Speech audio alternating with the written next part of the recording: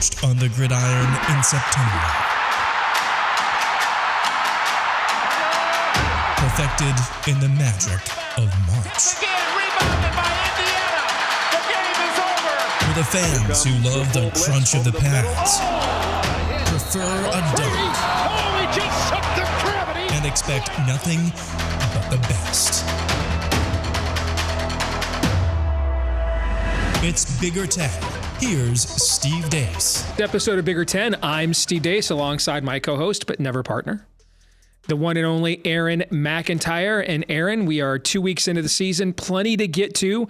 Won't be talking a lot about week 3 because the slate of games comprehensively across the country for week 3 are not good, but we're going to enjoy them anyway. Now, next week, there's another slate of big games as there were last week, but are you ready to get rolling? Let's go. All right, let's begin with the Big 5 on Bigger 10. And, you know, there was this meme going around the last few years with Mel Tucker at Michigan State, very popular when it came to recruiting and the momentum that he was supposedly instilling into the program. Hashtag Tuck coming. Well, now it appears it's going to be hashtag Tuck going. Aaron, we have covered some strange stories. Some weird, like, what? Some absolute WTF, is this real life kind of stuff in the last few years. But this one, for its sheer stupidity, has to rank maybe number 1. At the very least now, we know this because Mel Tucker, and by the way, have you seen the memes going around? Most of them are not safe for work. Okay. I have not. Maybe I'm lucky. But I mean, maybe my favorite one, though, that may or may not be safe for work, Mel Tucker. Oh, gosh. Oh, man. What? This is like... This story is like a much worse version, obviously, but it's like the plot of an Office episode. All right, let's try to be serious for a second. At the very least, we know this is not in dispute. Mel Tucker, the Michigan State football coach, who has a $95 million guaranteed deal, provided he doesn't do anything stupid off the field that puts him in moral turpitude, decided to have an extramarital affair, what we used to call adultery. So sex with a woman, not his wife, but not just any woman, Aaron. He's admitting to this now. Yeah. Not just any woman, but a woman that has become nationally renowned in college coaching circles, Brenda Tracy, because every year during the offseason, she visits campuses to talk to college football players about how to treat women respectfully, with dignity and honor, because she herself is a rape survivor. Now, it's probably never a good idea to engage in adultery as just a general rule, right? Yeah. I mean, as the great Jim Rome once said, you avoid a lot of problems in life if you limit the women you have sex with to the one you're married to at the time, and she returns the favor. Okay? But profound. That is profound and true, by the way. But on top of that, of all the women in the world to choose to have an affair with, you choose a rape survivor advocate. I don't even know what to say to that. They had numerous phone calls. She claims that the phone sex was non-consensual. Now, I don't know how that goes. Yeah. I mean, you answer the phone, 3 guys plumbing, and Mel Tucker answers, you know, I can lay plenty of pipe. I mean, how does that, Aaron, do you know how that goes? Do you have I just, this whole thing. Hang up. Right, just hang up the phone. Just hang it up. All right? I mean, she claims she stood on the phone while he masturbated. Hang up the phone. Okay? I mean, I've got daughters. I taught them. No, I didn't. I never told my daughters if he starts masturbating on the phone, because I figured I didn't have to tell him to hang up. Hang up the phone. Okay? Now, she says this was entirely non-consensual. He says that she's railroading him, and it was, and he regrets the relationship that they had. For whatever reason, in his rambling defense, he decided to drop Jim Harbaugh's name. I have no clue what that was even about. Just randomly inserted the Michigan football. Yeah, he seriously did mention Jim Harbaugh. I saw there was like a 2-page statement. I'm not reading that. Yeah, well, same here. But this is going to be the most expensive phone sex call of all time. $85 million. It's going to be one of the dumbest life decisions we've ever seen. And Mel Tucker is suspended without pay. Now, a guy that I grew up watching in the old George Perlis days, Alan Haller is now the AD. Good luck. Harlan Barnett is the interim coach. He played in that era too. He was very impressive in his press conference earlier this week. But he's in a tough situation because, oh, by the way, Washington comes in this week with that offense. It's just for a and now they're talking about bringing Mark D'Antonio back in an advisory role. What's he going to advise? I mean, this is a guy, remember, Aaron, that went out and recruited a guy under suspicion for sexual assault, who then, when he got to school, committed another sexual assault, and then ratted out some of his teammates who also committed a sexual assault. What in the hell is going on at Michigan State University? Yeah, and you forgot to mention this. This is against the backdrop of Larry Nassar and all of that. Oh, that's right. Yeah, the worst, maybe the worst pedophile in American history. Yeah. So my response is, you covered all the bases there. Destroy the Michigan State Athletic Department, salt the earth, and we'll all move on with our lives. There's some, let's just say, bad juju there. I don't.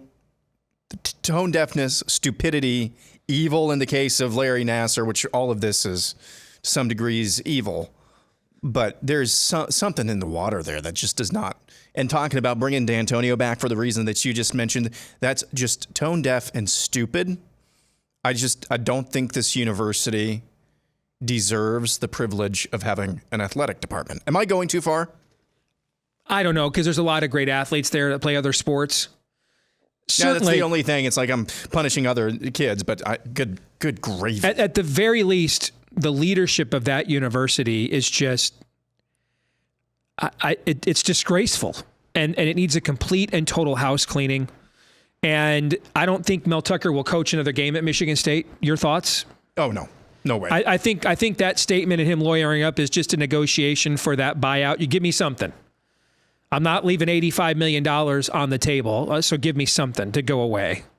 But, we had a conversation with the Northwestern situation. Why would anybody want that job? It's cratering as a program. Well, I think you and I would both agree in terms of resources and tradition. Yep. This is probably if we have an 18-team league now, is this like a top half, like the 8th or 9th best job in the league, maybe? It's in the middle class, yeah. So, but here's the thing. It is as a standalone product. But what about all this other mess you're now going to inherit on top of that? I mean, think about this. They had to go through an entire roster overhaul from D'Antonio to Mel Tucker, and that's why he had to aggressively use the transfer portal. He's continued to do that in light of a lot of high school recruits. So you got to wonder what kind of roster situations a head coach you're walking into now, right? A third head coach in 4 years, and they've been using the transfer portal already to plug holes. I mean, what's the state of that roster? Yeah, how many times can you use the transfer portal to rebuild your roster? And I think we're probably going to find out the answer to that question because he has coached his last game. He's probably never going to coach, at least not at this level. No. Ever again. Absolutely not. I mean, this is this is career life-tarnishing stuff right here. And quite frankly, he probably deserves it. You feel terrible for his family, his kids. And there's a lot of good, I went to that university because I couldn't get into Michigan. Met a lot of great people. It's a great city. It's a phenomenal campus. I have a lot of good times there, most of which I regret now because I'm still paying for them. But they deserve better than the leadership they have gotten from this administration. I mean, it's just, I've still got a lot of family members that went there. It's just disgraceful leadership by that administration. Yeah, I mean, and Tucker deserves it. His family doesn't, but this is the collateral damage when you don't heed the advice of Jim Rome. Just park it in one place, man. All right. Speaking of being parked in one place for a long time, Kirk Ferentz. He has crossed the prestigious 200 threshold. He's in a very elite club of college football coaches to win 200 games in their careers. When you stop and think about the two names ahead of him on the all-time Big Ten wins list are Woody Hayes and Bo Schembechler. That is rarefied air. Yeah, that's high cotton. Had to be extra sweet to do it in an in-state rivalry game against Iowa State at their place to cross that line there. Which is always a big game in the state of Iowa on top of it. So I'm just going to sit back. You as a kid who literally has grown up in the Ferentz era and is the lifelong diehard Iowa fan, and the floor now is yours. Yeah, I remember when he still had, black, dark brown hair or whatever it was, and now he looks like a grandpa. But yeah, no, it was a great, great, like you said, to do this against the bitter arch rivals and in-state Iowa State. And I just really thought, just from a game perspective, when Iowa State came out on their first drive, drove all the way down the field, it was like a 7 or 8 minute drive. Iowa got the stop, kind of to be expected, and then they blocked the field goal. I'm like, yeah, this is probably going to go Iowa's way today, because you always knew that first drive is always going to be Iowa State's, and really any team's, that's their scripted drive. And I was more encouraged, actually, with the offense, despite the fact that they scored a fewer points this week than they did last week against Utah State. I was actually more encouraged with what I saw, because Iowa State, under Matt Campbell, has built that program around its defense, and its defense is legit. They were absolutely, I think they were in the top 10, if not top 5 in defense last season. They lost a lot, but they still have, they have quite a few contributors back and a lot of good pieces there. And so I saw flashes from Iowa in that game, even though they couldn't quite all put it together every single drive. I saw flashes in that game of things that I didn't see all last season out of Iowa's offense. I mean, they ran the ball at Iowa State on a few occasions and popped a few of them. That's hard to do against Iowa State. There were a few miscues again. Cade McNamara not 100%, showing a little bit of rust, being out a few weeks during training camp and not playing basically all of last season. I don't know, man. I'm pretty encouraged, because I'm just comparing from what I saw at this time last year with Iowa's offense to what I'm seeing now. And what I'm seeing now is, again, consistency in the pass blocking department, which we didn't really have last year. I don't know. I'm more encouraged after that game than I was against Utah State. Okay. Well, let's stay in the Big Ten West then for our final 3 topics here. I think at this point in time, probably Wisconsin has seen enough of Washington State. I don't know that the Badgers are going to be scheduling home and homes with the Cougars anytime soon. That loss last year was, if you looked at the box score and everything, kind of a statistical anomaly, but it did portend an omen for what turned out to be a disappointing Wisconsin season that ultimately led to the firing of Paul Chryst. This one, Washington State just jumped on Wisconsin from the get-go. The Badgers did try to make a game of it valiantly in the third quarter, but just too many turnovers. I think there were -4 turnovers in the game, too many mistakes, and really a dispiriting loss. And I told you during last week when we looked at this game, I really didn't think Washington State defensively would have any problems. They see this kind of style of offense all the time. Even spreading you out to run, they see that all the time in the league they're in.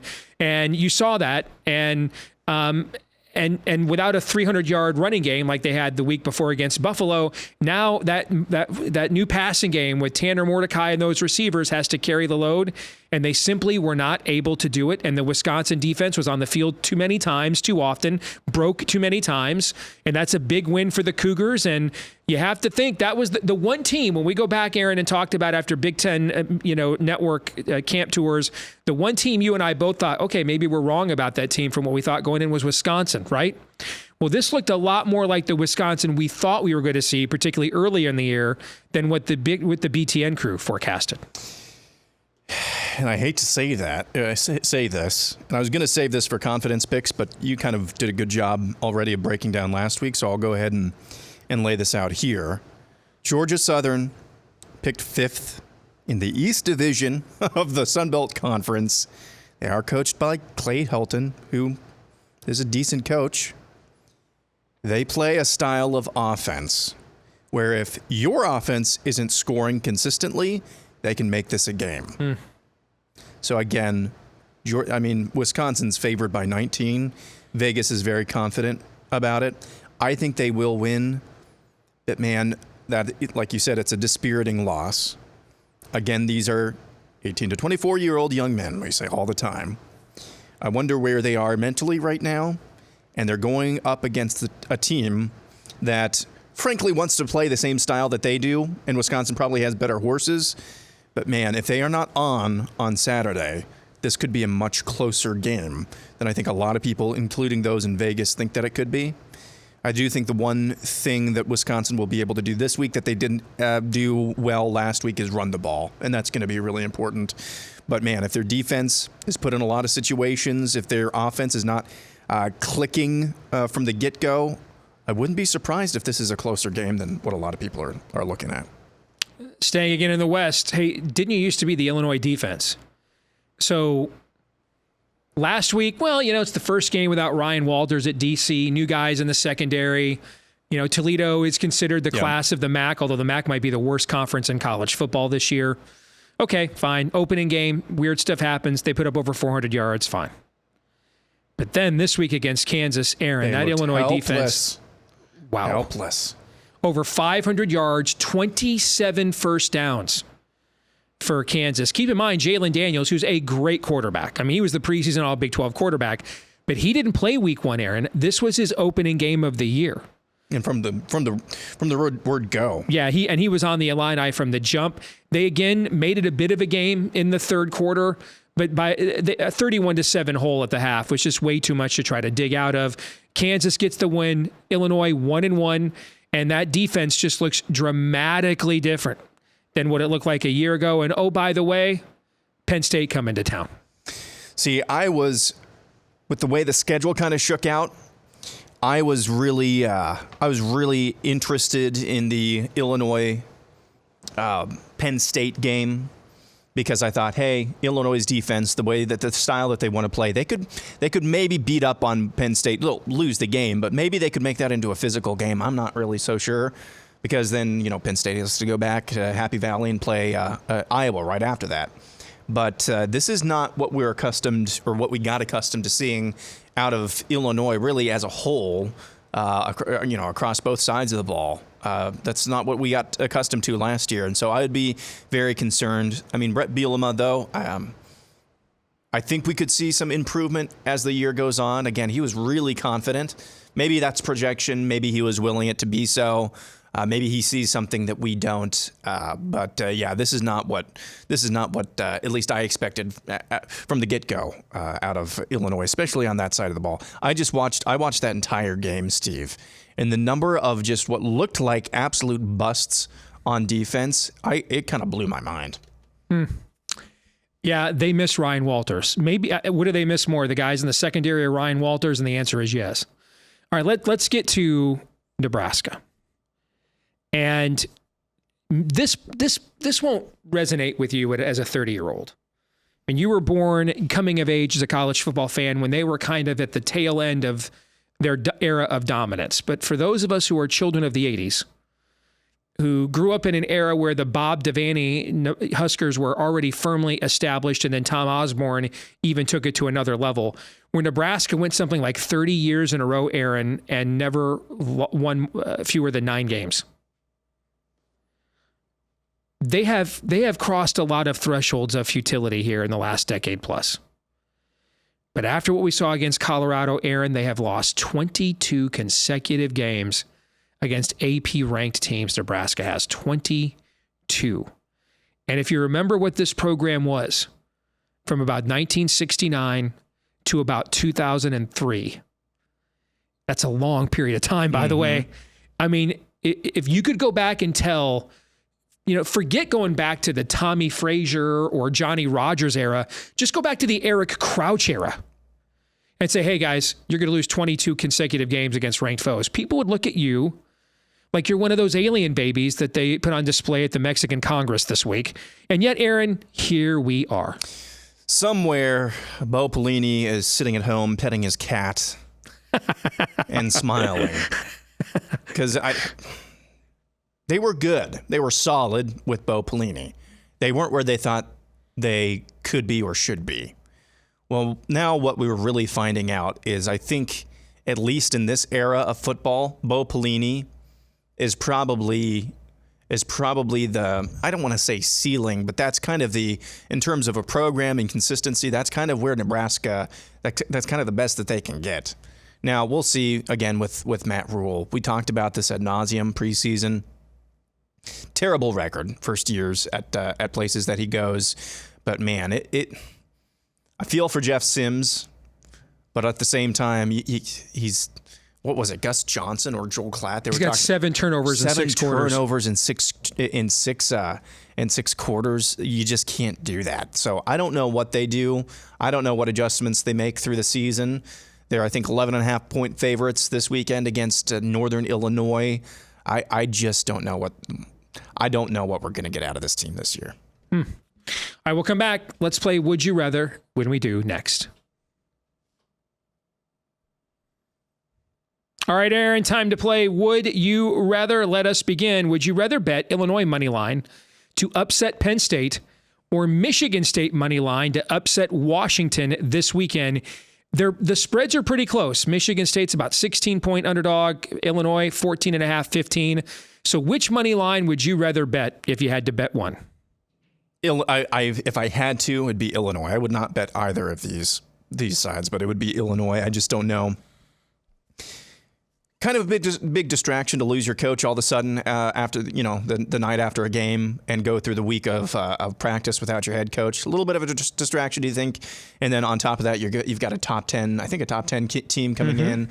So I'm going with Illinois over Penn State, although I think that one's probably going to be a bloodbath as well. This one is for you. If you're Penn State, would you rather face a tough test on the road against Illinois or roll the Illini before your showdown with Iowa? I want Drew Aller to get punched in the mouth a few times wearing a white jersey. I don't want to go in there and just roll these guys and have no real road test. And when I say roll these guys, if you grind them down as the game goes on, kind of what happened with Ole Miss and Tulane last week, all right? So you're in a snake pit for a half, but then eventually the better athletes take over. That's fine. But if I'm Penn State, Drew Aller's off to a perfect start. But I've got those 2 games coming up later in the year. And if I last year, Penn State covered against every team except Ohio State and Michigan, and they lost to both of them by double digits. If you do that again with this team, your fans and yourselves are going to consider it a disappointing season. So I want to see Drew Aller in the first half. Second half, I don't. Second half, let's grind this thing out, roll to victory, and show that we're at a different tier and level than the Illini are. But in the first half, I'd like to see Drew Aller with some stains on that white uniform. Have him take a shot or two, have to get back up, stand in that pocket, deliver the ball, because I've got a road game in Columbus, Ohio coming up. And for whatever questions still exist about that Ohio State offense and that quarterback situation, that defense is legit, and it's loaded with pros. This one is from you. Would you rather bet Ohio State quarterback Kyle McCord or Western Kentucky quarterback Austin Reed, who's the leading returning passer in college football this year? Which over in a passing yards player prop would you rather bet when they face each other this weekend? This is a really good one. Really good. I think I'm going to go with Kyle McCord, though. Just by virtue of Ohio State's defense is probably not the level that Western Kentucky is used to playing against. No doubt. So I'm going with Kyle McCord. And I feel like if there's any game, any kind of get right moment or get back up to Ohio State expectations moment or standard before facing off against Notre Dame, it can only be this game. So I'm going with Kyle McCord. Okay. Finally, would you rather bet Maryland minus 14.5 against Virginia or bet North Carolina minus 7.5 against Minnesota? So here's a little spoiler alert. Both of these games are going to be on my picks card this week on our Patreon page, but opposite sides on each one. I'd much rather lay the points with Maryland. I think Virginia's terrible. I think they completely exhausted themselves and gave up the ghost last week to win at home in their first home game since the shooting tragedy that ended their season last year. They still lost to James Madison. I think emotionally they're coming to College Park with nothing at all. And I think I'd much rather be laying the points there with Maryland than then give more than a touchdown to the team with the better defense. It's pretty much a universal handicapping axiom. Now understand, in handicapping, nothing, it's a little bit like a proverb. A proverb is is not a prophecy. It's more like a promise, meaning if you do these things enough times, this is how life turns out for you. Doesn't mean that every single time you disobey, something bad will happen, okay? But most times than not, you always go with the better defense getting points. And Minnesota's defense is clearly better than North Carolina's. I think Maryland, will absolutely smoke a depleted, and then I think just emotionally empty Virginia this weekend. All right, that's it. All right, we'll come back, wrap things up with the Twitter poll results and our feedback of the week next. This week's Twitter poll results: which Big Ten team that lost in week 2 should be the most concerned about the rest of its season? 43% of you voted Nebraska, 36% Illinois, 21% the Badgers. Your thoughts on those results, Aaron? So I think you have to go with Nebraska because just the sheer volume of concerns really all around the field, but especially offensively. I think that's probably correct. I think you could make a case for Wisconsin at in the second spot there, but they've always got, they've got those backs to kind of lean back on. So I think the way that this shook out is probably pretty accurate. All right, our feedback of the week in response to talking about Wisconsin, and Big Ten teams just never do well traditionally, as a whole with these West Coast trips. You remember a year that I went out to Arizona and basically got 40 pointed and then shared the Big Ten championship that year, right? Squirrel, who's a big Minnesota fan, shows up in our mentions a lot talking Gophers. He says, Wisconsin lost its identity with the coaching change. They aren't going to be able to win with that style of play, meaning the dairy raid offense. What do you think, Aaron? Agree or disagree? I think it's too early to say that. Now, I think two things can be true. It's too early to necessarily say that. And I think some of the concerns that we've talked about are maybe we're seeing those come to fruition. We'll find out more. Again, that's why they play the games. I think it's a little bit too early to make that proclamation. You're probably right. Nevertheless, we overreact because we only get 12 games. Yep. And we have 8 months in between games. So all we can do is overreact. And that's what makes it fun. Yep. All right, we'll be back here overreacting again next week, all right, with more limited sample size, drastic existential takes right here on Bigger Ten. Don't forget to like, rate, subscribe, 5-star review, share, follow, whether you're watching on YouTube or listening on iTunes and elsewhere. We'd love to have you. Please help us to find more Big Ten fans just like you. You can also follow us in between episodes and especially on game days at Bigger Ten on Twitter, X, whatever we're calling it these days, at Bigger Ten there. And as always, we appreciate each and every one of you that comments on the videos and watches each week. Please keep that coming as well. For Aaron McIntyre, I'm Steve Deace. We'll see you next week right here on Bigger Ten.